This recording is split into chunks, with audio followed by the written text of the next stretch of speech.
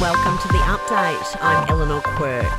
A New South Wales police officer's been refused bail after he was charged over the alleged murder of a TV presenter and his partner.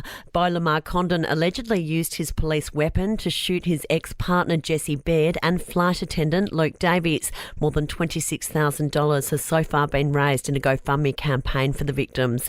Hundreds of firefighters are continuing to battle a blaze that's threatened homes in Western Victoria. CFA Chief Officer Jason Heffernan says there's more extreme fire danger on the way. And we are in a traditional Victorian summer pattern, which means a bad day, you then see a 5-day period of milder conditions and then into another bad day. I do anticipate at this stage that next Wednesday is likely to be Victoria's next fire spike day. The clean-up's continuing after storms and destructive winds lashed New South Wales. Emergency services received 117 calls for help, mainly for fallen trees and property damage in Greater Sydney and surrounding regions. Sam Corby from the SES says the safety of tens of thousands of people at Sydney Olympic Park for Taylor Swift and Blink 182 was a priority. SES was engaged with New South Wales Police and the Olympic Park Authority to make sure that those events went forward smoothly despite the storm impacts.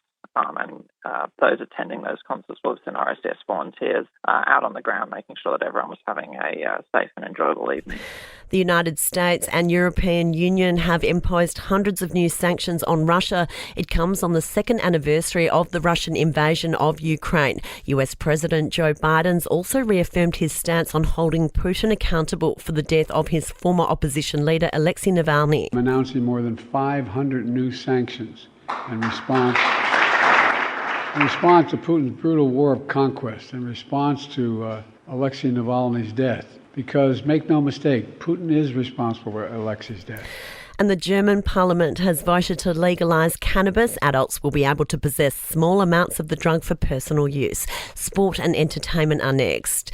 To sport, the NRL's Las Vegas campaign's taken over New York's Times Square, making a splash on one of the billboards.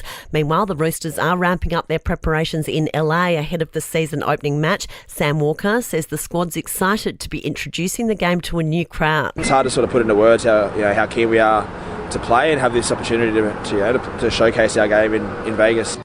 And Australia retained the Chapel Hadley Trophy by winning the second T20 International against New Zealand by 72 runs.